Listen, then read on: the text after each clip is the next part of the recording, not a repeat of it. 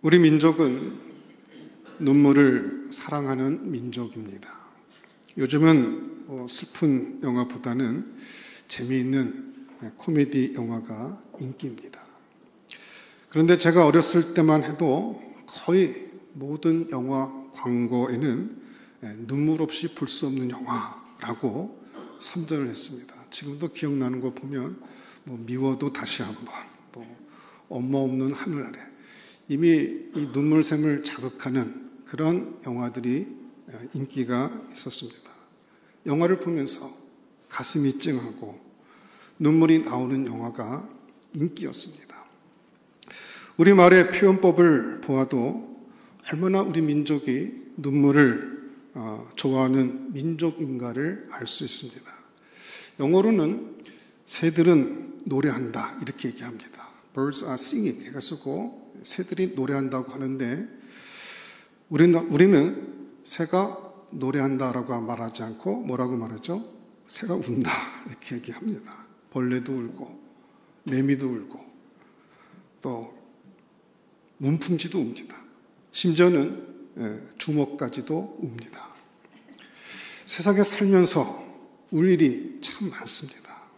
부모님 때문에 울고 남편 때문에 울고 외로워도 울고 삶이 쪼들려 울고 일이 너무 힘들어서 울고 그런데 이 눈물이 바로 이 한많은 민족을 버티게 한 힘입니다. 눈물은 메마른 대지에 새 생명이 솟게 하는 비와 같습니다. 눈물을 흘릴 줄 아는 사람은 사랑할 줄 아는 사람입니다. 남을 위해 아파할 줄 아는 사람입니다. 오늘은 복 있는 사람 두 번째 시간으로 애통하는 자의 행복에 대해서 말씀을 나누려고 합니다. 팔복은 논리적인 순서에 따라서 이루어져 있습니다. 오늘 본문에 애통하는 자의 복을 받으려면 반드시 팔복의 첫 번째인 심령이 가난한 자의 단계를 거쳐야 합니다. 여러분, 심령이 가난하다는 것은 무엇입니까? 거룩하신 하나님 앞에서 철저하게 자신의 죄성을 깨닫는 것입니다. 인간의 자력 구원의 불가능성을 깨닫고 그래서 하나님만 전적으로 의지하는 상태가 바로 심령이 가난한 것입니다. 성경 주석학자였던 윌리엄 버클레이는 이런 상태를 복된 빈곤이라고 말했습니다. 복된 빈곤의 삶을 사는 자는 천국을 소유하며 행복을 누리며 삽니다. 천국을 소유하며 사는 자는 두 번째 단계로 애통하는 마음을 품고 산다는 것입니다. 우리 본문 4절의 말씀 한번 다 같이 한번 읽어보도록 하겠습니다. 짧은 말씀인데 우리 한번 큰 목소리로 같이 한번 합독해서 읽어보겠습니다. 시작. 애통하는 자는 복이 있나니 그들이 위로를 받을 것이며. 공동번역을 보니까 슬퍼하는 사람은 행복하다. 그들은 위로를 받을 것이다 말씀합니다. 이 애통이라는 말은 헬라어로 펜타오라는 단어를 씁니다. 야곱이 아들 요셉이 죽었다는 소식을 듣습니다. 그때 야곱은 자기 옷을 찢고 굵은 배로 허리를 묶고 오랫동안 자기 아들을 위해서 애통했습니다. 자기가 가장 사랑하는 사람이 죽었을 때 슬퍼하고 우는 것을 애통이라고 합니다.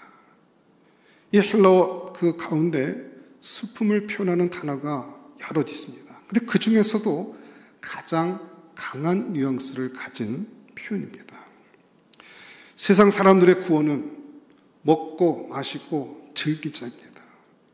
인생은 울면서 이 땅에 태어나서 울음소리를 들으면서 세상을 떠나는 존재입니다. 인생을 되돌아보면 웃는 순간보다도 고통스럽고 눈물겨운 일들이 참 많습니다. 그래서 시편 기자는 우리의 자랑은 수고와 슬픔뿐이다 그렇게 고백했습니다. 어떤 철학자는 인생은 없고 없다가 없어지는 존재라고 말합니다. 어릴 때는 철이 없고, 젊어서는 정신이 없고, 중년이 되면 틈이 없고, 늙어지면 형편이 없다가 마지막에는 울음소리를 들으며 없어지는 존재라고 말합니다. 이렇게 인생살이가 힘들고 눈물겨운 일들이 많은데 어찌해서 예수님은 애통하는 자가 복이 있다고 말씀하실까요? 흐르는 눈물은 괴로우나 그보다 더 괴로운 것은 흐르지 않는 눈물이라는 아일랜드 속담이 있습니다. 이 눈물 자체는 괴로운 것이죠. 그러나 눈물을 잃어버린 시대는 더욱 비극적인 시대인 것입니다. 일찍이 예수님께서는 눈물이 없는 세대를 향해서 한탄하셨습니다. 우리가 너희를 향하여 피를 풀어도 너희가 춤추지 않고 우리가 곡하여도 너희가 울지 아니하였다 함과 같도다. 아람 속담에 항상 햇빛만 나면 사막이 된다는 말이 있습니다. 오늘 본문의 하나님과의 관계 속에서 애통한 마음을 가지고 사는 자가 행복한 자라고 선포하고 계십니다. 제가 기억하기로는 지금부터 한 4, 50년 전만 해도 이 한국 교회 이미지는 애통하는 공동체였습니다. 8.15 광복과 6.25 사변 이후 대부분의 사람들은 너무나 가난했고 처참한 삶을 살았습니다. 그 당시 우리 믿음의 선배들은 교회에 모여서 참 많이 울었습니다. 자신의 죄 때문에 통곡했고 예수 안 믿는 식구들을 위해서 눈물로 기도했고 나라와 민족의 앞날을 위해 하나님 앞에 눈물을 뿌리며 호소했습니다. 눈이 붓도록 울었습니다. 마룻바닥 여기저기에 그 눈물 자국이 너무 진하게 박혀서 걸레로 닦아도 닦이지 않을 만큼 눈물을 흘렸습니다. 이렇게 눈물을 흘렸기 때문에 하나님께서 우리 선조들에게 주신 위로가 또한 굉장히 컸습니다. 울어보지 아니한 사람은 도무지 바쁠 수 없는 하나님의 특별한 위로가 그 당시 한국 교회에 있었습니다. 그래서 놀라운 부흥이 있었습니다. 물론 우는 것이 기독교 본질의 전부가 아닙니다. 애통하는 것이 기독교의 전부가 아닙니다. 그렇지만 우리가 분명히 말할 수 있는 것이 하나 있는데 그것은 메마른 눈을 가진 신자들이 모이는 교회보다 젖은 눈을 가진 성도들이 모이는 교회가 훨씬 더 은혜의 세계를 깊이 안다는 것입니다. 이것은 부인할 수가 없습니다. 요즘에는 한국 교회에서 애통하는 눈물을 찾아보기가 어렵습니다. 눈물이 메말라 버린 것 같습니다. 사랑하는 성도 여러분, 우리는 신앙생활에서 눈물이 얼마나 중요한가를 분명히 깨달아야 합니다. 우리의 신앙생활의 밑바닥에는 눈물의 강이 흐르고 있다는 것을 여러분 꼭 기억하셔야 됩니다. 그것을 모르고 신앙생활하면 우리의 신앙은 천박한 신앙으로 굴러떨어질 수밖에 없습니다. 오늘 본문에서 주님은 웃는 자가 아니라 애통하는 자가 복이 있다고 말씀하셨습니다. 아마 어떤 의미에서 이 구절은 기독교의 역사를 대변하는 대표적인 성경 구절이라고 할 수 있습니다. 우리는 흔히 행복이란 기뻐하고 좋아하는 것입니다. 그런데도 주님은 지금 슬퍼하는 것, 지금 애통하는 자가 복이 있다고 말씀하셨습니다. 아니 어떻게 지금 슬프고 애통하는 것이 복이 될 수 있을까요? 여러분, 누가 애통하는 사람입니까? 사실 대부분의 사람들은 그래도 자기는 꽤 괜찮은 사람인 줄 알고 은근히 자부심을 가지고 삽니다. 남보다 돈이 많다든지, 남보다 머리가 좋다든지, 잘생겼다든지, 인기가 있다든지 등등 자기 착각 속에 살아갑니다.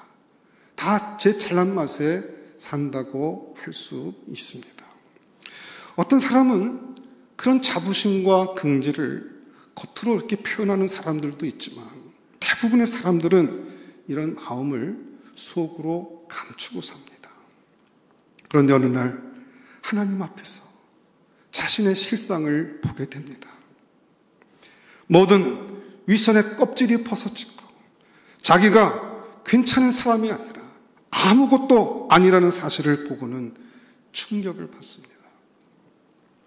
일반적으로 40대, 50대가 받는 충격이 이런 것이죠. 열심히 인생을 사는 동안에는 잘 몰랐습니다. 그저 앞만 보고 달려왔기 때문입니다. 다른 사람보다 더 열심히 일했고 더 많은 것을 위해 노력해 왔다고 생각했습니다. 그런데 어느 날 자신의 실상을 보게 됩니다. 원치 않는 질병 앞에서 또는 명예퇴직을 당하거나 또는 자기의 힘으로는 결코 해결할 수 없는 삶의 문제들 앞에서 비로소 자기 인생이 아무것도 아니라는 것을 깨닫게 됩니다. 그 순간 인간의 허무와 절망을 느끼게 됩니다. 아, 내가 지금까지 무엇을 위해 살아왔는가? 내 인생에 남은 것은 아무것도 없구나. 내가 이렇게 무능한 사람이구나 라고 탄식하게 됩니다. 이런 능력의 한계 앞에서 사람들은 여러 가지 반응을 나타낼 수 있습니다. 어떤 사람은 다른 사람들을 향해서 분노를 표출합니다. 다른 사람을 정죄하고 사회의 비조리를 비판합니다. 때로는 가족들에게 폭력을 가하기도 하고 또 술이나 도박으로 그 마음의 허전함과 아픔을 달래고자 하기도 합니다. 또 어떤 사람들은 그 깊은 절망으로 극단적인 선택을 하기도 합니다. 그런데 여러분, 이런 상태에서 자신의 모습을 진정으로 애통해하면서 하나님 앞에 나오는 사람들이 있습니다. 하나님 앞에서 비통한 마음으로 눈물을 흘리며 자신의 진면목 앞에서 통곡하는 사람들이 있습니다. 그런데 바로 이런 사람, 자신이 아무것도 아님을 알고 하나님 앞에서 눈물을 흘릴 수 있는 사람들을 가리켜 주님은 복이 있다고 말씀하고 있습니다. 다른 사람을 정죄하거나 혹은 술집을 찾는 것이 아니라 하나님 앞에 찾아와서 하나님 앞에 올 수 있는 사람, 바로 그런 사람이 복이 있는 사람이라고 말씀하고 있는 것입니다. 괜히 다른 사람들 욕하고 세상을 비판하고 비관하지 마십시오. 하나님 앞에 나올 수 있기를 바랍니다.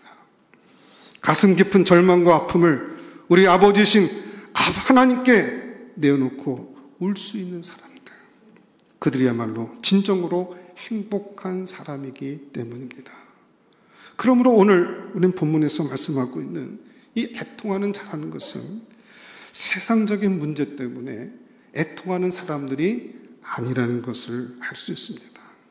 남에게 손해보았다고 억울하다고 슬퍼하거나 자기 자존심 때문에 또는 생각지 않은 어려움을 당했다고 해서 우는 자가 아니라 하나님 앞에서 자신의 죄와 무능함을 깨닫고 하나님 앞에서 통곡하고 애통해하는 것입니다.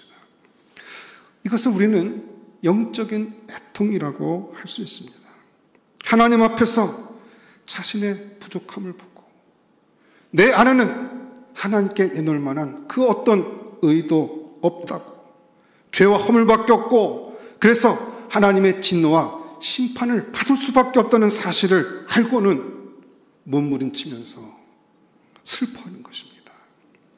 우린 성경에서 자신의 죄의 문제로 고통스럽게 하나님 앞에 섰던 사람들을 볼 수 있습니다. 바로 사도 바울이 그 대표적인 사람입니다. 그는 로마서에서 자신의 모습을 이렇게 고백합니다. 내가 원하는 바 선은 행하지 아니하고 도리어 원하지 아니하는 바 악을 행하는도다. 내가 원하지 아니하는 그것을 하면 이를 행하는 자는 내가 아니요 내 속에 거하는 죄니라. 오호라 나는 곤고한 사람이로다. 이 사망의 몸에서 누가 나를 건져내랴. 사실 우리가 생각할 때 사도 바울은 그 정도의 사람은 아닙니다.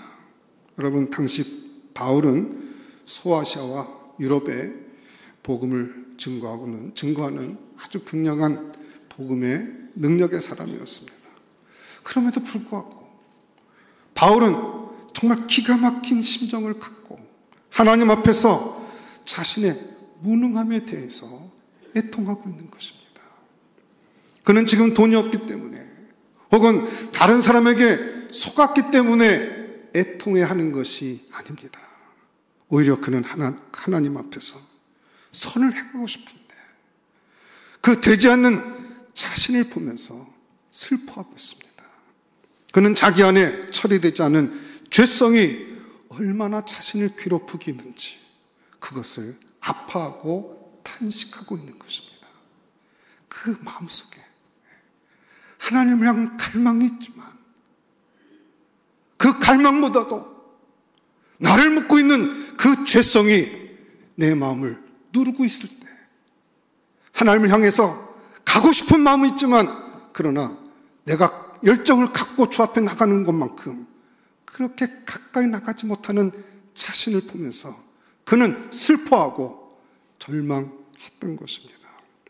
혹시 여러분들은 여러분들의 죄 때문에 바울처럼 탄식하며 울어본 적이 있습니까?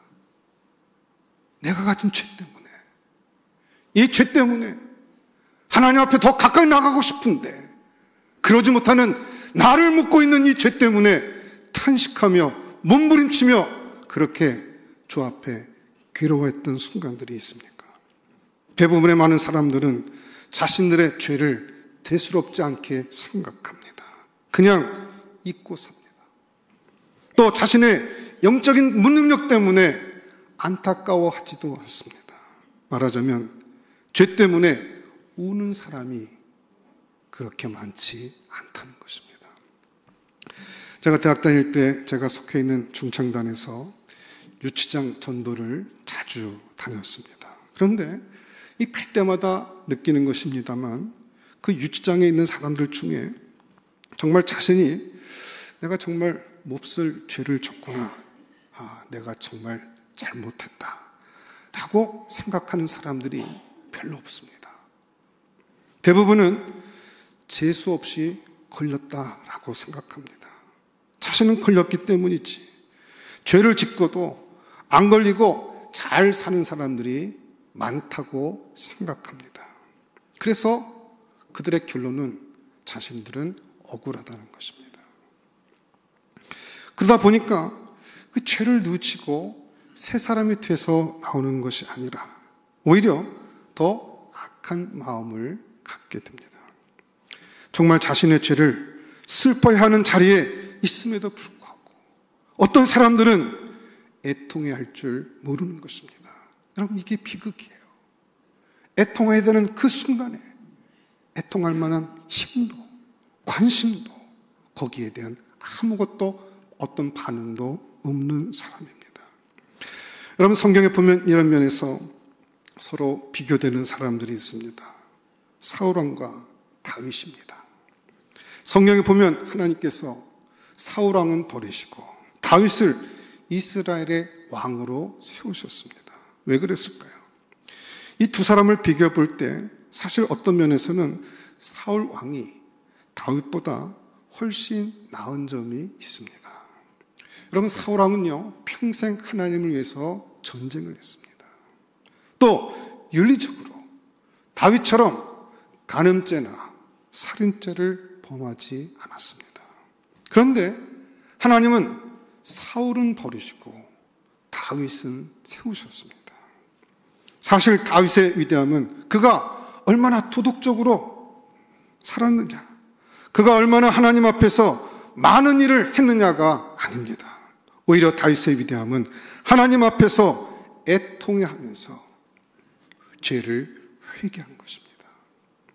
사울왕은 사무엘 선지자의 지적을 받고도 자신의 죄를 인정하고 애통해하지 않았습니다. 내가 죄를 졌지만 백성들 앞에서 왕의 체면 좀 생각해 주십시오. 이런 형식이었어요. 그러나 다윗은 나단 선지자가 자신의 죄를 드러냈을 때 그는 무릎을 꿇고 회개하기 시작했습니다.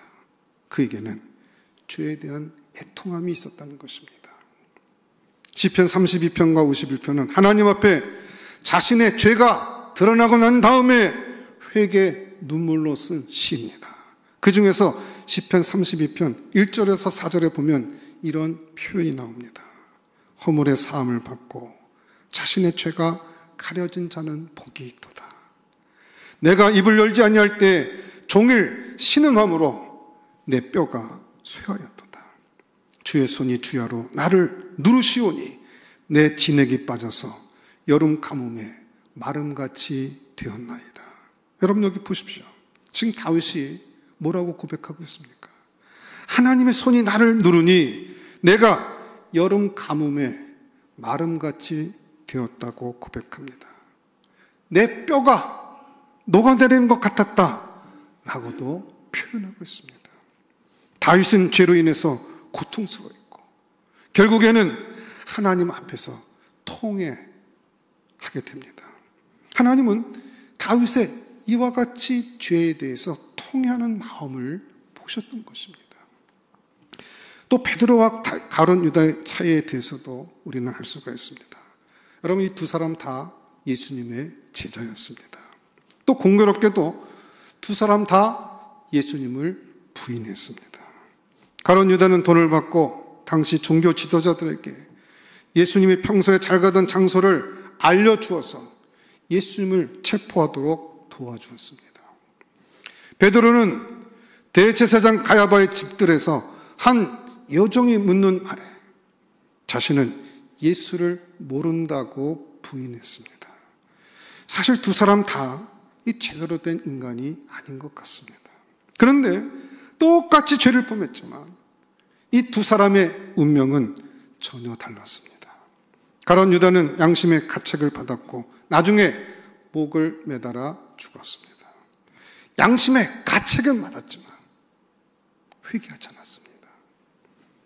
그러나 베드로는 그날 밤 그 부인하는 자리에서 닭 울음소리를 듣고는 예수님께서 닭이 2번 울기 전에 내가 나를 3번 부인하리라 하신 말씀이 생각나서 견딜 수가 없어서 밖으로 나와 통곡했습니다. 그런데 중요한 것은 자신의 죄를 회개하며 애통할 수 있었던 베드로는 용서받았다는 것입니다.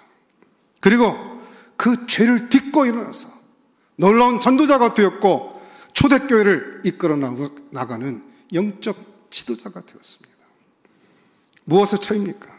그것은 바로 죄에 대해서 애통할 수 있느냐의 차이였습니다. 똑같이 죄를 짓고 어쩌면 더 심한 죄를 졌다 할지라도 그 죄에 대해서 애통할 수 있고 괴로워할 수 있고 그 죄에 대해서 하나님 앞에 나가 몸부림치면서 내 죄를 용서해달라고 그렇게 주 앞에 나갈 수 있는 그 죄에 대한 애통하는 그 마음이 그에게 있었다는 것입니다.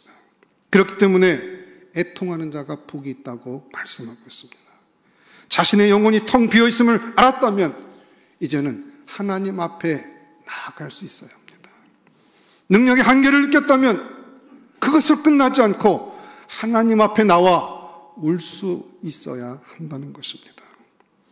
자신의 죄에 대해서 자신의 무능에 대해서 애통할 수 있는 사람이 행복한 사람입니다. 왜냐하면 그는 하나님의 위로를 받을 수 있기 때문입니다. 그런데 성경에 보면 하나님의 사람들은 자신의 죄를 위해 우는 것만이 아니라 다른 사람의 죄와 더 크게는 민족의 죄를 위해서 우는 자들입니다. 진정한 그리스도인이란 자신의 죄와 허물을 보고 우는 것만이 아니라 다른 사람들의 죄까지도 자기 민족의 죄까지도 애통해 할 수 있는 사람들이라는 것입니다. 제가 아는 어떤 분은 늘 내 탓이요라고 그렇게 기도를 합니다. 동네에서 다른 사람이 아프게 되면 내가 기도하지 못해서 저렇게 된 거야, 내 탓이야, 이렇게 말씀하곤 했습니다. 저는 처음에 그 말이 잘 이해가 되지 않았습니다. 그런데 지금 돌이켜 생각해 보면 그분은 정말 예수님처럼 사신 분입니다. 아주 오래전에 천주교에서 내 탓이요 운동을 벌인 적이 있습니다. 우리 사회에 소망을 주었던 운동이죠. 대부분의 사람들은 무엇이 잘못되면 다 다른 사람들 탓이라고 말을 합니다. 너 때문에 정치가 나빠졌고, 너 때문에 사회가 혼란스러워졌고, 너 때문에 경제가 무너졌다, 너 때문에 교회가 이 모양이다 라고 다른 사람들을 정죄합니다. 자신의 실수는 생각하지 않고, 자신의 실수는 인정하지 않고, 다른 사람의 실수는 들춰냅니다. 그리고는 봐라, 다 너 때문이다 라고 말합니다. 그럼 이것이 사회가 삭막해지는 이유인 것입니다. 이런 사회는 소망이 없습니다. 그러나 우리 그리스도인들은 그렇지 않습니다. 하나님의 백성들은 다른 사람의 아픔을 같이 아파하고 다른 사람의 죄를 마치 내 죄인 것처럼 안타까워할 수 있어야 한다는 것입니다. 성경에 보면 하나님은 이렇게 남을 위해서 애통하는 자들을 귀하게 여기셨습니다. 모세 아시죠? 그는 이스라엘 백성들의 죄를 마치 자신의 죄인 것처럼 하나님 앞에 나와 통곡하며 기도했습니다.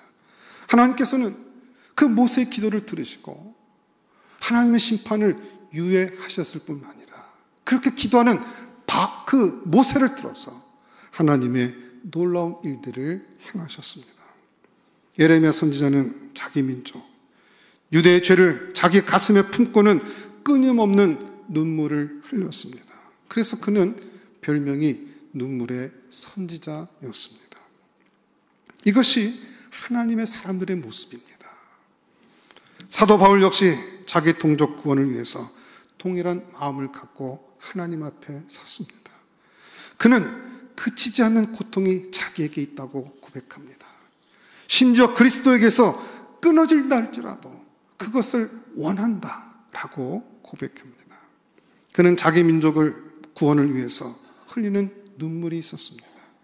하나님은 바울을 통해서 그 시대의 복음의 역사를 나타내셨습니다. 하나님의 사람들은 이렇게 눈에서 눈물이 마르지 않는 사람들입니다. 그런데 저와 여러분들은 무엇을 위해서 지금 눈물로 기도하고 있습니까? 우리가 단순히 먹고 사는 문제 때문에, 돈 문제 때문에 눈물을 흘린다면 이 세상 사람들과 다를 바가 무엇이 있겠습니까?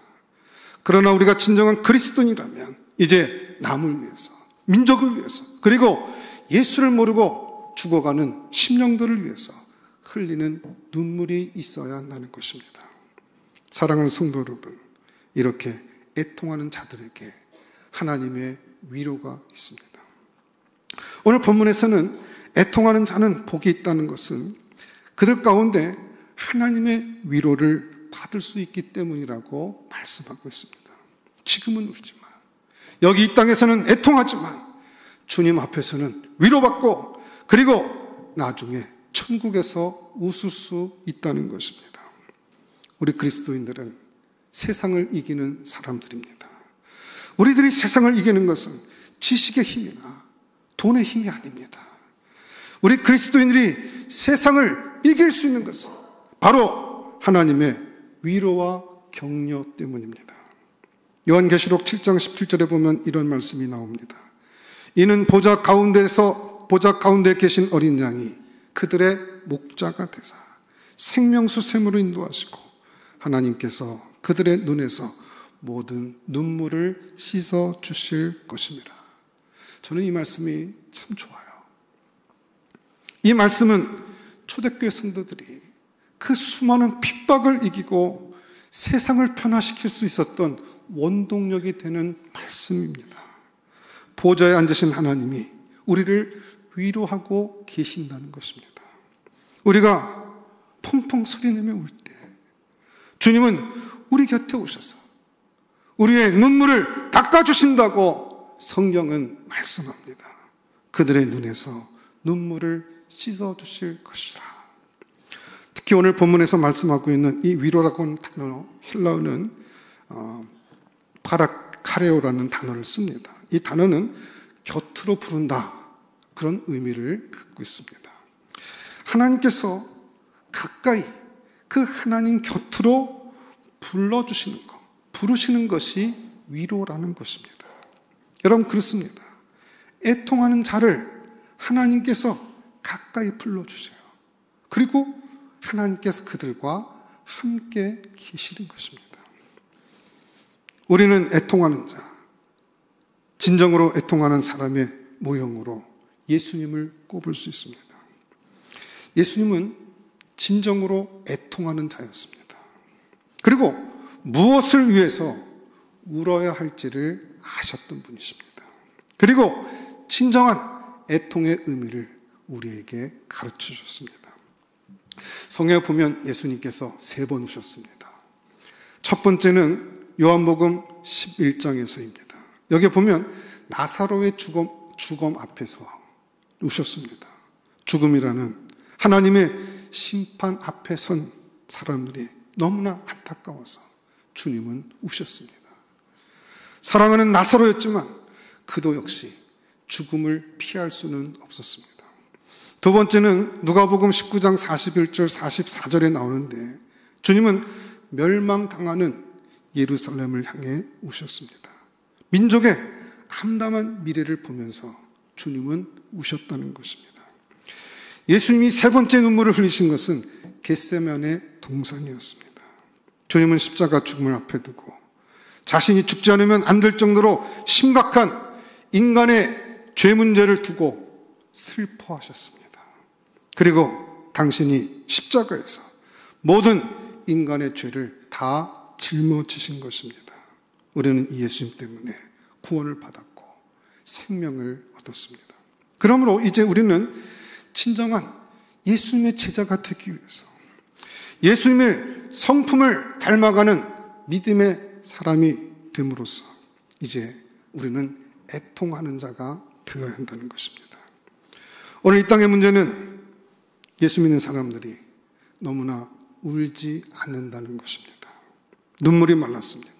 그렇기 때문에 주님께서 주시고자 하는 그 놀라운 위로와 축복들이 우리 가운데 임하지 않는 것입니다. 애통하는 자에게 예비되어 있는 그와 같은 하나님의 놀라운 위로와 축복이 있음에도 불구하고 애통할 줄 모르는 그 인생들에게 우리는 그와 같은 하나님의 위로와 축복들을 놓치며 살아가고 있는 것입니다. 사랑하는 성도 여러분, 자신의 죄를 보고 울 수 있고 다른 사람의 아픔과 민족의 미래를 위해서 울 수 있어야 합니다. 그리고 우리들은 자녀들을 위해서 울어야 합니다. 주님이 십자가 지시고 갈보리 언덕으로 올라가실 때 울면서 따라오는 예루살렘 여인들을 위해서 예루살렘의 딸들아 나를 위해 울지 말고 너희와 너희 자녀를 위하여 울라 하셨습니다. 우리 자신을 위해서 울어야 합니다. 우리들의 자녀들을 위해서 울어야 합니다. 그리고 죄로 인해 죽어가는 영혼들을 위한 울음이 저와 여러분에게 있어야 합니다. 예수님은 바로 그들을 위해서 눈물로 통곡의 기도를 드리고 십자가에서 죽으셨습니다. 주님처럼 이 땅을 위해 울 수 있는 주님의 제자로서 살아갈 수 있는 저와 여러분 될 수 있기를 주의 이름으로 축원합니다. 기도하겠습니다. 하나님 감사합니다. 애통하는 자에게 주시는 주님의 그 위로가 오늘 우리 심령 가운데 충만케 하셔서 그 주님의 위로와 주님의 축복을 힘입어 이 땅에 하나님의 제자로 예수 그리스도의 제자로서 살아갈 수 있는 믿음의 종들이 다 될 수 있도록 은혜 허락하여 주시옵소서. 모든 것 감사하고 예수님 이름으로 기도드렸사옵나이다. 아멘.